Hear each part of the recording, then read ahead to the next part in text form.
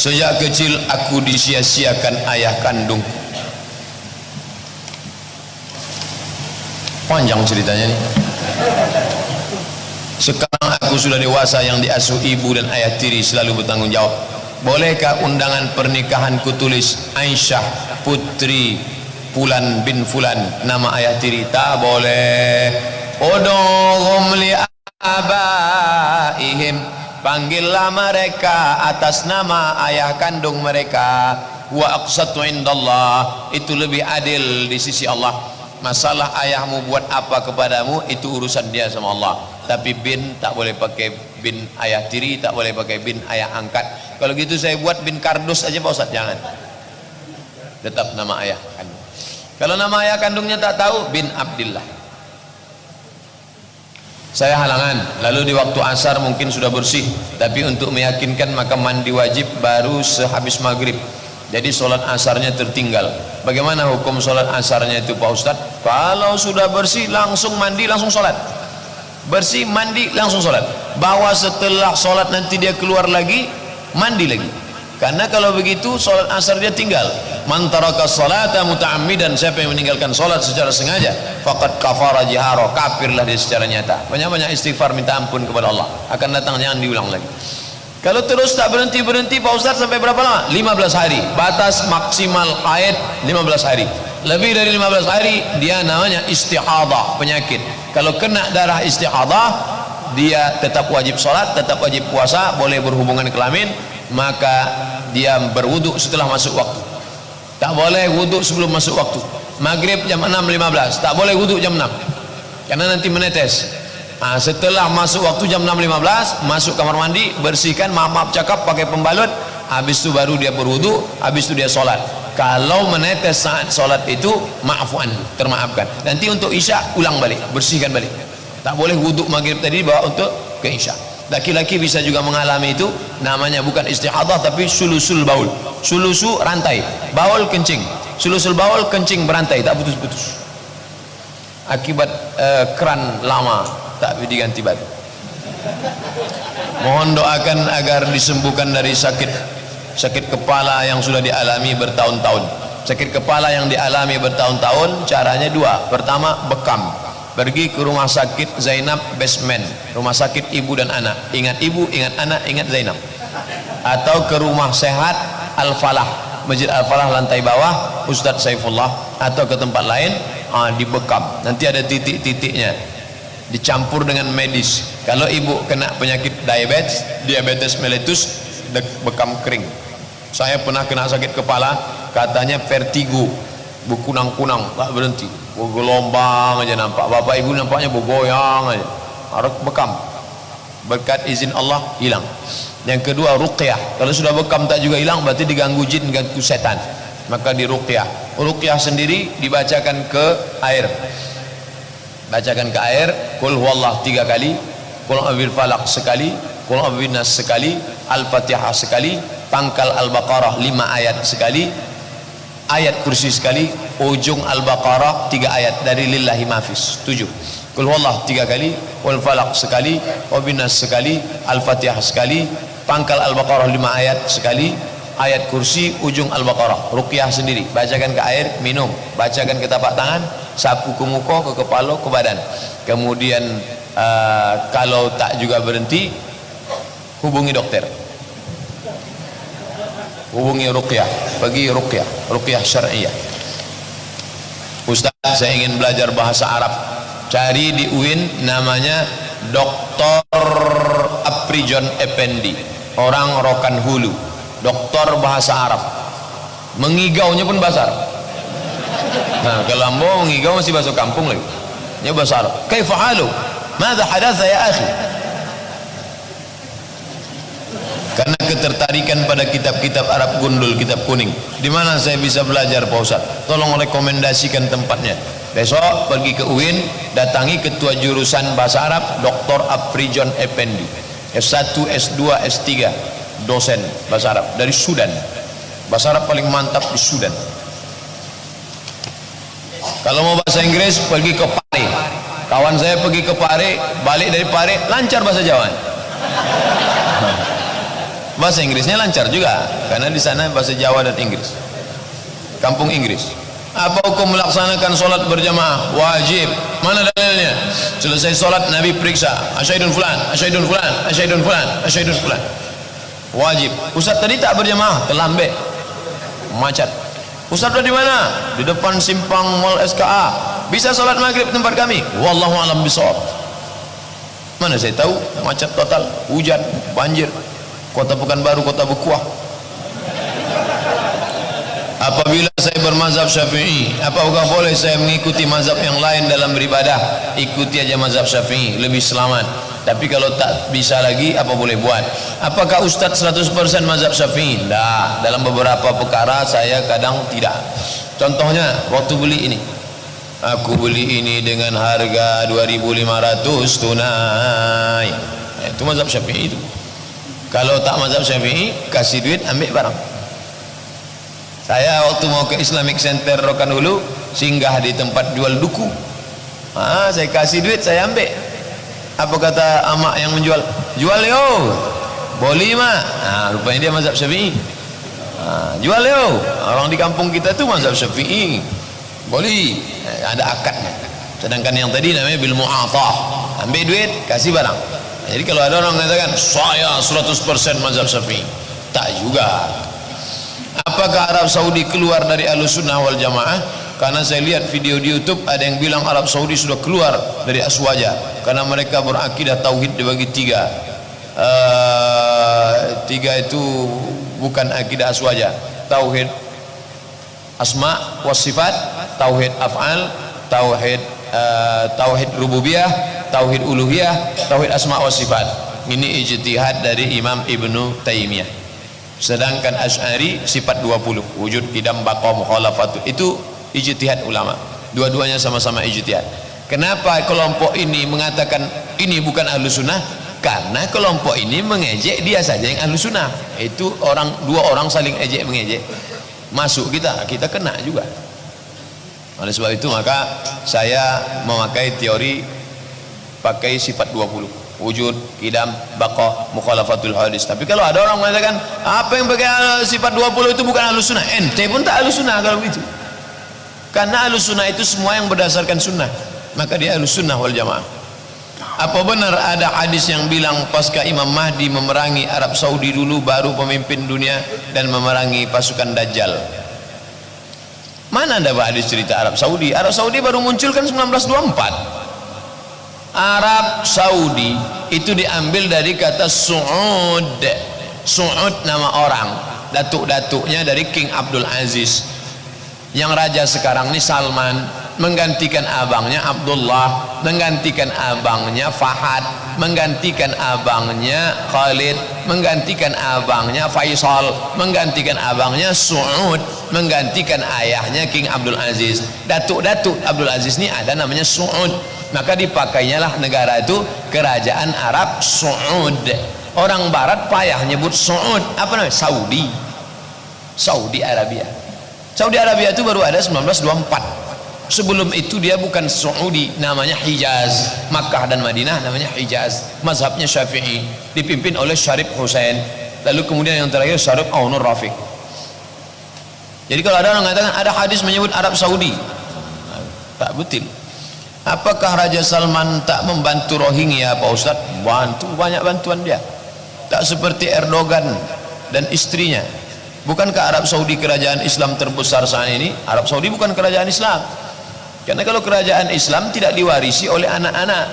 Nabi Muhammad meninggal tak diwarisi oleh Fatimah, tak diwarisi oleh Sayyidina Hasan Sayyidina Husain, tapi musyawarah. Kalau kerajaan Islam dia mesti bermusyawarah. Alul hadli wal aqdi. Bahwa beberapa perkara dia pakai hukum Islam, ya. Bahwa dia mayoritas Islam, ya. Tapi kerajaan Islam tidak, dan namanya tak ada bawa Islam. Al-Mamlakah Al-Arabiyah As-Saudiyah, bukan Al-Mamlakah Al-Arabiyah Al-Islamiyah. Dah, kerajaan Arab Saudi, Arab, bukan Islam. Walaupun memakai hukum Islam dalam beberapa perkara. Dia membantu Suriah, ya. Berapa juta orang Suriah dibantu Raja Salman. Apakah dia membantu Rohingya? Ya.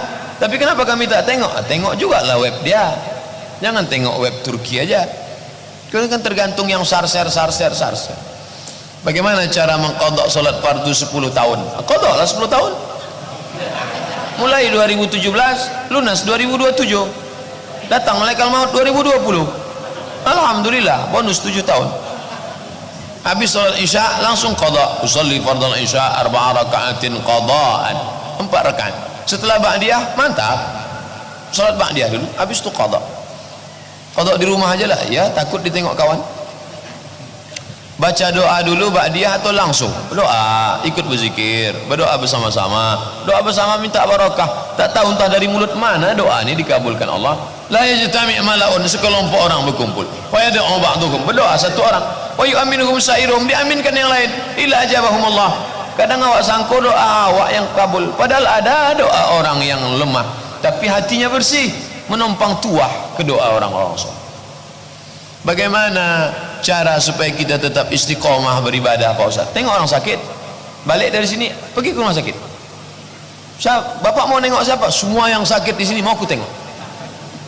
Aku mau istiqomah menengok orang sakit, terbujur kaku sakit, orang tercerdas, orang terpintar, tapi tak bisa menolong. Di situ datang takut kita pada Allah.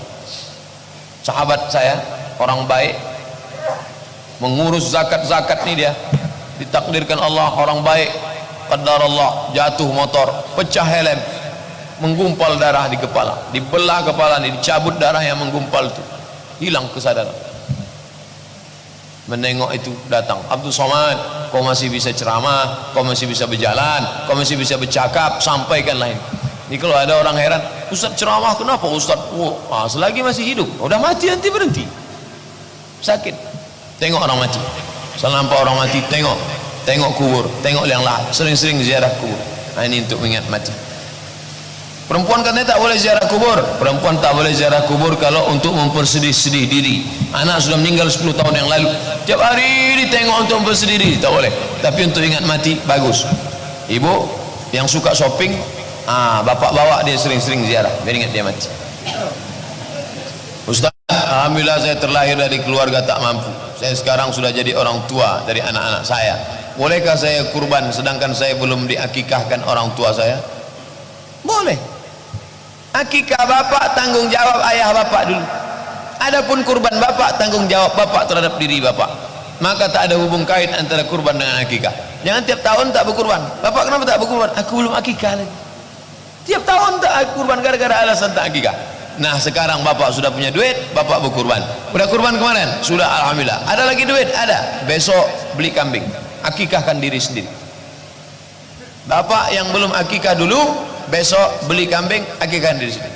Kasih alamat, kirim ke WA saya datang besok siang insyaallah. Makan kambing kita bersama. Tanya saja yang sudah 40-50 tahun, kalau mau akikah, akikah saja. Jangan minta ayun pakai marhaban. Kalau 40 tahun minta ayun, minta cukur rambut pula, masuk ke rambut ke kelapa muda. Saya punya salah seorang datang ke rumahnya untuk minta maaf. Saya punya salah dengan orang, saya datang ke rumahnya minta maaf. Ini saya lakukan beberapa kali. Mantap, hatimu lembut saudaraku. Yang saya tanyakan, apakah amal ibadah saya diterima Allah yang selama ini belajar memperbaiki diri? Illa man taba, siapa yang bertobat, wa amana, beriman, wa amila amalan salihah, beramal soleh. Bagaimana balasan Allah? Yubaddilullahu sayyi'atihim hasanat.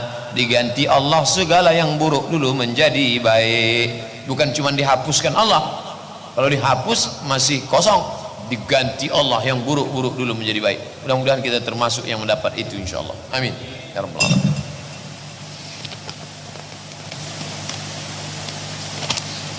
Jika badan sakit tak bisa sholat Jumat ke masjid atau sedang hujan deras, apakah melaksanakan sholat Jumat di rumah? Tidak, sholat zuhur. Tak ada sholat Jumat di rumah. Ini panggil bini, aku khotib, kau dengar itu bahaya. Sholat zuhur, musafir, sholat zuhur, tak sholat Jumat. Mazhab Syafi'i 40 orang baru boleh sholat Jumat. Apa pendapat Ustaz berkenaan sabda Nabi tentang tanda kiamat sudah dekat dihubungkan dengan kota Dubai, di mana banyak gedung-gedung pencakar langit dan banyak orang kayanya dibanding orang miskin. Kota Dubai bisa diibaratkan surganya dunia. Ini ceramah Ustaz Zulkifli M. Ali. dari Payakumbuh. Beliau ini ustadz spesialis hari kiamat. Ustadz sekarang ini ada spesialis doa aja, ada spesialis zikir aja, Ustadz Arifin Ilham. Ada spesialis sodako aja, Ustadz Yusuf Mansur. Sekarang berpindah ke Paitren. Ada spesialis masalah hati aja, gini. Ada spesialis hari kiamat aja, Ustadz Zulkifli M. Ali. Nah, jadi hadisnya tidak cerita Dubai, tapi dikaitkan dengan Dubai. Salahkah Ustadz Zulkifli M. Ali? Tidak. Dia tak ditahzir, itu ijtihad dia. Dia berijtihad dalam hal ini, dan banyak orang taubat gara-gara itu. Hadis tentang bahwa akan ada gedung-gedung pencakar langit tinggi, nah, itu hadisnya sahih. Tapi bahwa itu menyebut tower Dubai, tidak ada Dubai dia sebut, lalu dikaitkan hadis itu dengan Dubai.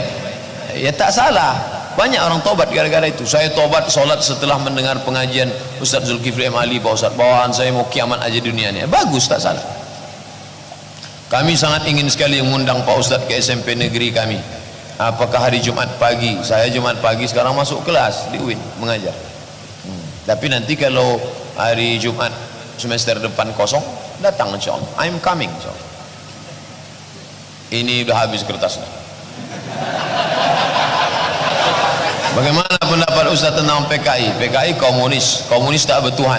Dia mengambil pemikiran Karl Marx. Orang yang mengambil Karl Marx, nama pemikirnya Marxisme.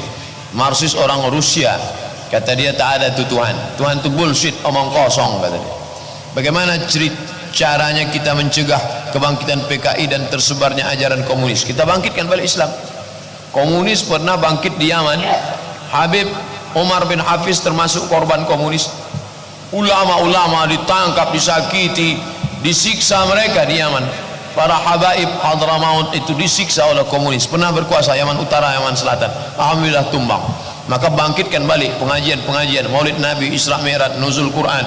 Buat pengajian, anak-anak muda, remaja, bangkitkan. Sekolah-sekolah, ini macam SMP, tetap pengajian. Kantor-kantor buat kajian bersilabus, kajian fikih, kajian akidah, kajian tafsir, kajian hadis untuk melawan.